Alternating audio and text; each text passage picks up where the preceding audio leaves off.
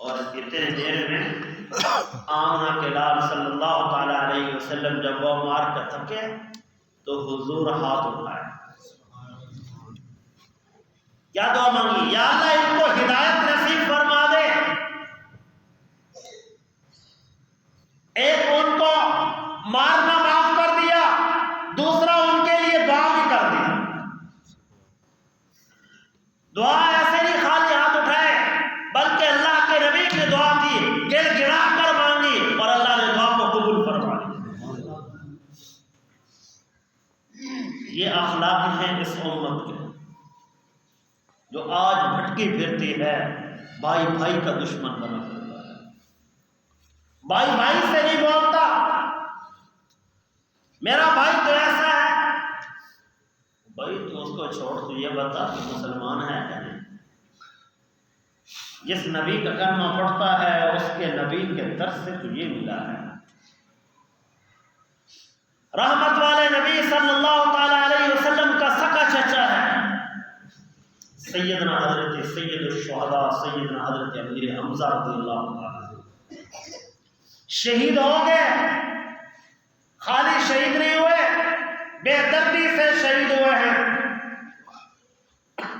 شہید کرنے والا مرد ہے اور پھر مسلح کرنے والی عورت ہے، کان کاٹے گئے، حضرت امیر حمزہ کی ناک کاٹی گئی، حضرت امیر حمزہ کی آنکھیں نکالی گئی، حضرت امیر حمزہ کا پیٹ چاک کیا گیا، قلب کو چاک کیا گیا، گردے نکالے گئے، دل نکالا گیا، نکالا نہیں، پھر حضرت ہندہ فرماتی ہے مجھے اس وقت میں کلمہ نہیں پڑا، مجھے غصہ تھا، میں نے جلدی سے قلب نکالا اور نکال کے میں نے منہ میں تب چبا لیا، میں نے کھانے کی کوشش کی لیکن میں سے کھایا نہیں گیا، پھر میں نے کہہ کر کے بات کیا۔ اتنا بڑا سلوک، اتنا بڑی تکلیف حضور کے قدموں میں آئے، آ کر کلمہ پڑھتے ہیں، سارے اگلے پچھلے گناہ معاف ہو گئے، قتل معاف ہو گئے۔ وہ پہلے ہندا تھی، اب حضرت ہندا بن گئے۔ وہ خالی وحشی تھا جس نے قتل کیا، پھر اسلام نے اس کا نام رکھ دیا حضرت وحشی رضی اللہ تعالی۔ حضرت وحشی بن گئے۔ یہ کیوں مقام ملا؟ یہ اخلاق کے عظیمہ ہے، اخلاق عظیمہ۔ حضور کی امت کو اللہ نے اخلاق عظیمہ عطا فرمایا، اور اخلاق عظیمہ کا کمال کیا ہے؟ حضور شیب ابی طالب میں محصور کیے ہوئے، ابو جہل نے اعلان کیا، رات کا وقت ہے، کہنے لگا آج سنو، آئندہ کے لیے شیب ابی طالب میں جو گیا جہاں حضور محصور ہے، اگر یہاں پر کوئی گیا تو اس کی خیر نہیں ہوگی۔ اور وہاں پر دوسرے صحابہ بھی موجود ہیں، وہ فرماتے ہیں ہم بعد میں کلمہ پڑھا ہے۔ حضرت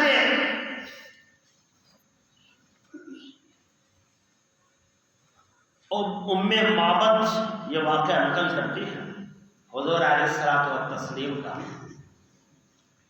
فرماتی ہے کہ جب شیب ابی طالب میں حضور موجود تھے تو فرماتے میں نے صحابہ سے پوچھا ہے، صحابہ نے مجھے بتایا،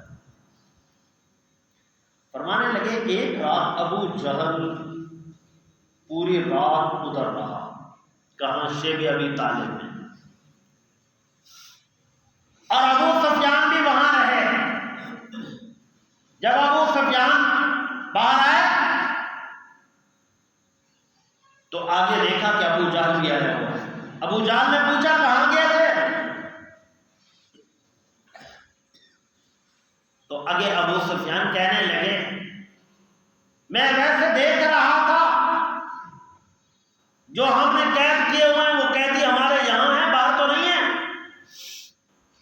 ابو جہل بڑا شاطر قسم کا آدمی تھا. وہ کہہ رہا تھا میں گیا تھا اندر دیکھنے کے لیے کہ ہمارے بندوں میں سے کوئی اندر تو نہیں گیا, ہمارے بندوں میں سے کوئی اندر تو نہیں گیا.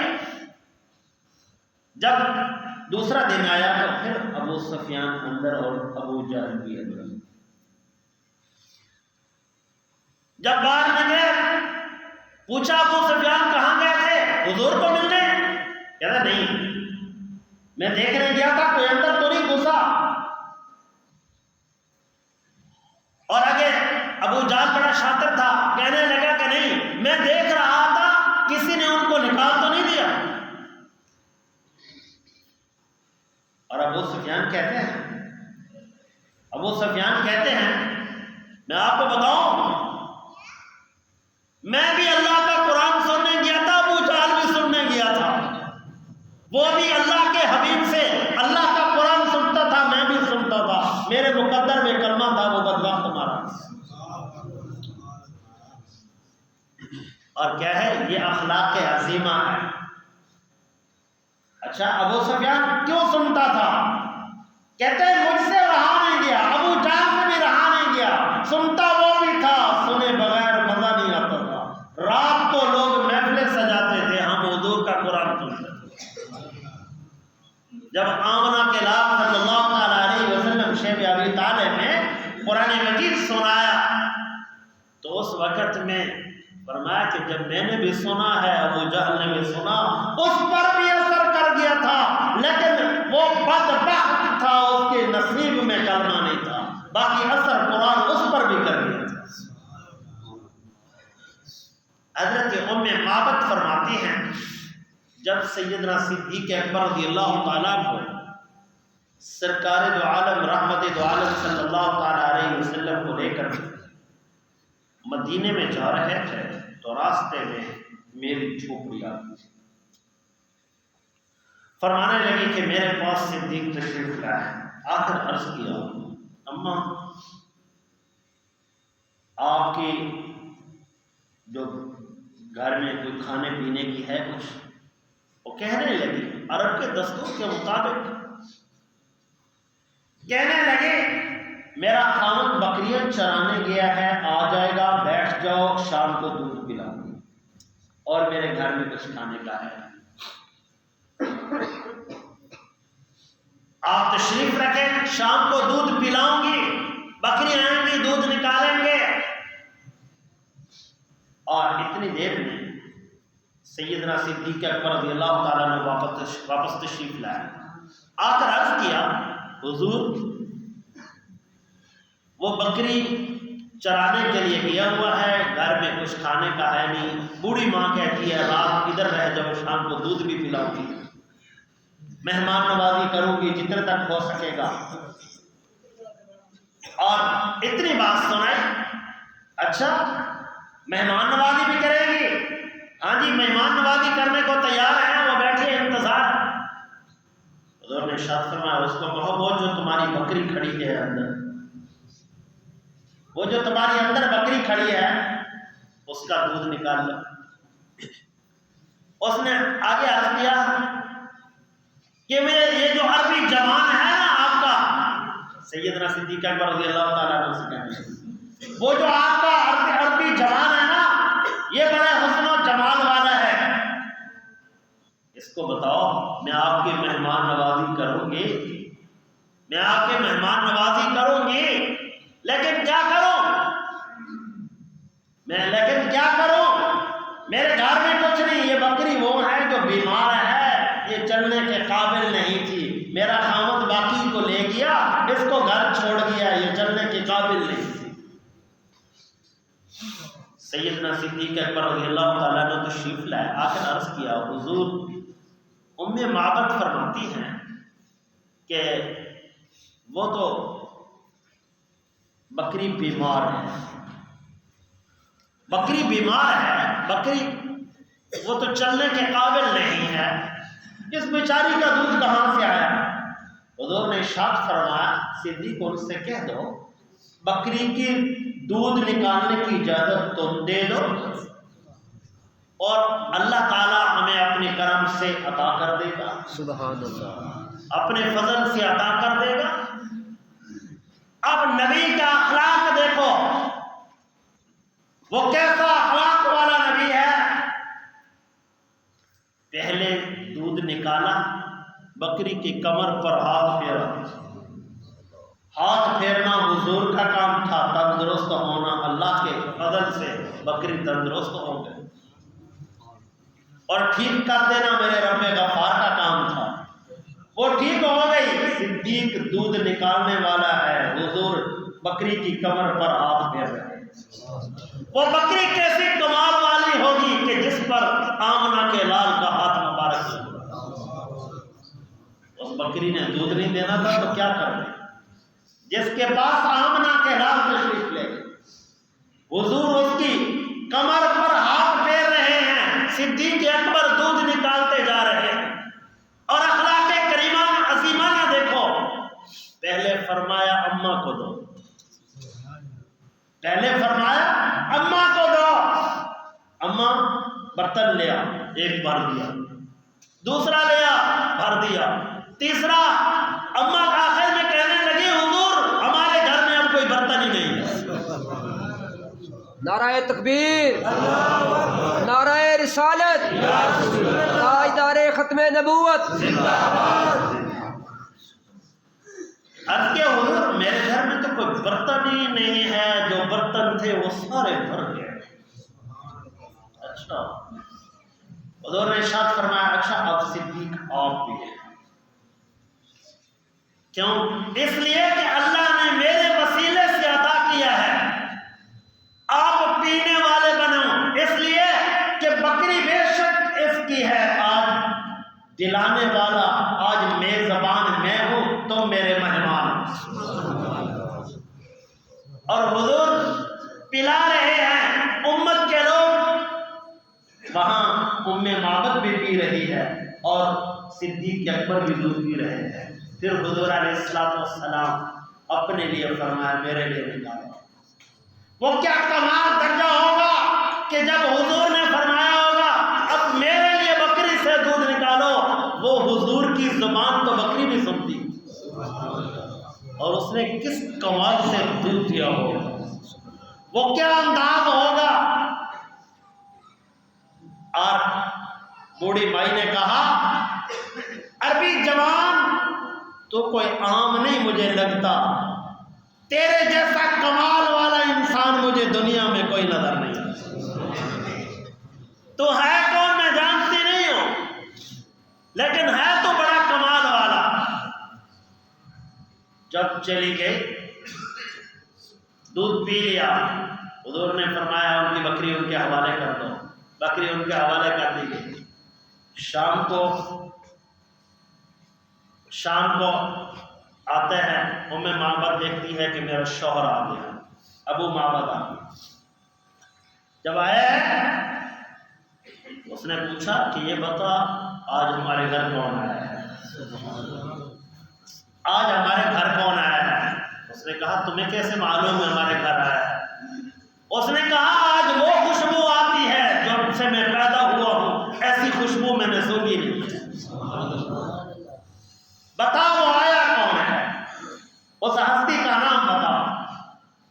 معبد کہتی ہے جانتی میں نہیں ہوں، کوئی عرب کا جوان تھا، کوئی عربی جوان تھا، اور اس کا چلنا بڑا عجیب تھا، اس میں حیا عجیب تھی، اس کے میں بالوں کو دیکھتی تھی، وہ بال بڑے حسین تھے۔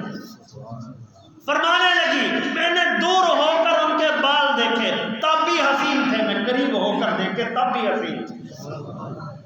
معبد کہتی ہیں میں نے حضور کی آنکھیں مبارک دیکھی، میں نے دور ہو کر دیکھی تب بھی چمک تھی، میں حضور کے پاس آ کر دیکھا تب بھی چمک تھی۔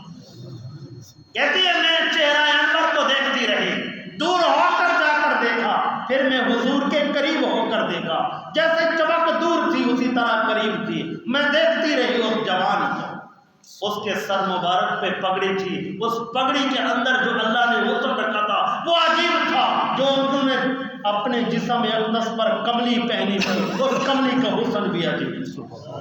فرماتی پھر یوں نہیں ابو معبد سن، میں دور چلی گئی، میں وہاں بھی دیکھا، میں درمیان میں آ کر کھڑی ہوئی، میں وہاں بھی دیکھا، میں حضور قریب ہو کر بھی دیکھا، جہاں دیکھا وہیں چمک ہی چمک تھی۔ اچھا ابو معبد تو میرا شوہر ہے، میں تیری بیوی ہوں، ایک بات سن، میرے دل کی تمنا ہے وہی جوان کی دوبارہ زیارت تو کرا دے، سبحان اللہ، وہی دوبارہ زیارت تو کروا دے۔ اس نے کہا کہ میں نے تو دیکھا نہیں۔ اس نے کہا اچھا سن، یہ جو آج ہمارے گھر میں خوشبو آ رہی ہے، یہی خوشبو اگر جس جگہ سے آئے گی وہی عربی جوان ہوگی، یہ کسی اور سے ملتی نہیں۔ کہتی ہے کہ حتیٰ کہ ام معبد کے الفاظ ہیں کہ برتن، ہانڈی کو ڈھانپنے والا جو برتن تھا، ہانڈی کو ڈھانپنے والا جو برتن تھا، کہتے اس کو بھی میں نے دودھ سے بھر دیا۔ یعنی ڈھانڈی کا جو ڈھکنا تھا اس دور میں مٹی کے برتن ہوتے، وہ بھی میں نے بھر دیا، وہ بھی دودھ کا بھرا ہوا۔ اور ابو معبد کیا کہتا ہے؟ کہتا ہے ام معبد سن، میرا جی چاہتا ہے دودھ پیوں، کبھی جی چاہتا ہے اس کی خوشبو سن، اس لیے کہ آمنہ کے لال کا آج تعلق بن گیا ہے۔ اچھا ام معبد ایک بات بتا، وہ آئے کدھر سے تھے، وہ گئے کدھر تھے، یہ تو بتا دے، وہ راستہ کون سا ہے، میں ڈھونڈ کر لاتا ہوں۔ ام معبد کہتی ہے وہ یہاں سے آئے، وہ یہاں چلے گئے اور مجھے معلوم نہیں۔ اچھا آج بکریاں وہی لے کے جاؤں گا۔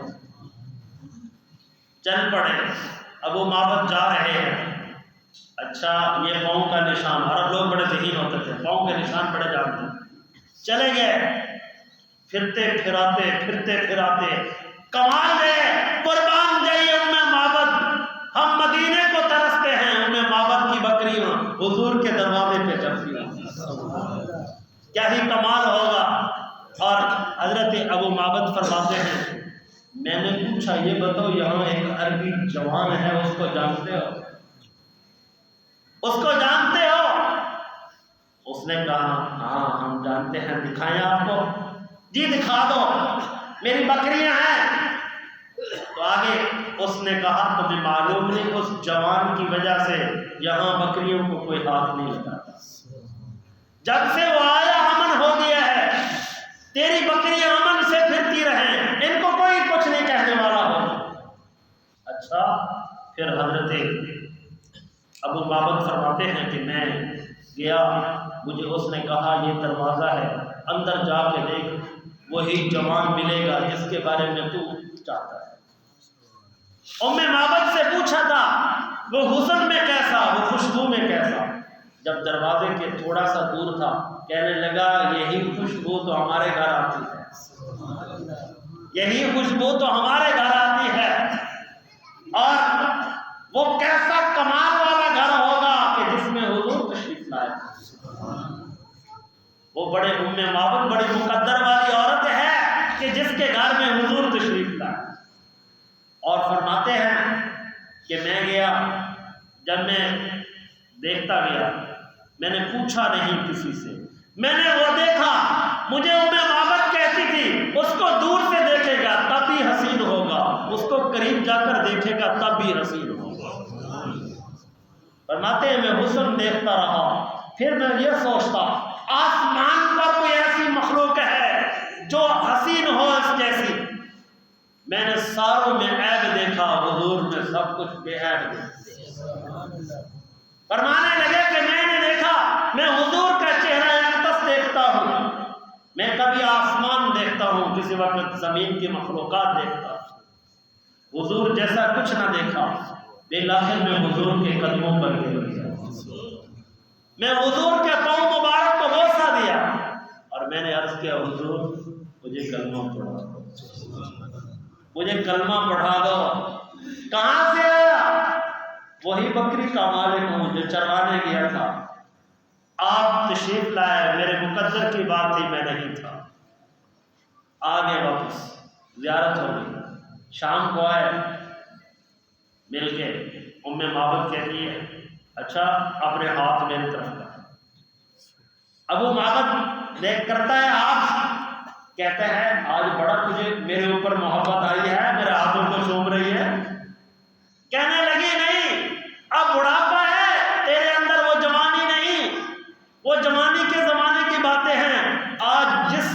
شخصیت کو تو نے ہاتھ لگائے ہیں آج اسی کی خوشبو آتی ہے، جس دستے اقدس پر تو نے ہاتھ رکھا خوشبو آتی ہے، اسی لیے تمہیں خوشبو سونگ رہی ہے۔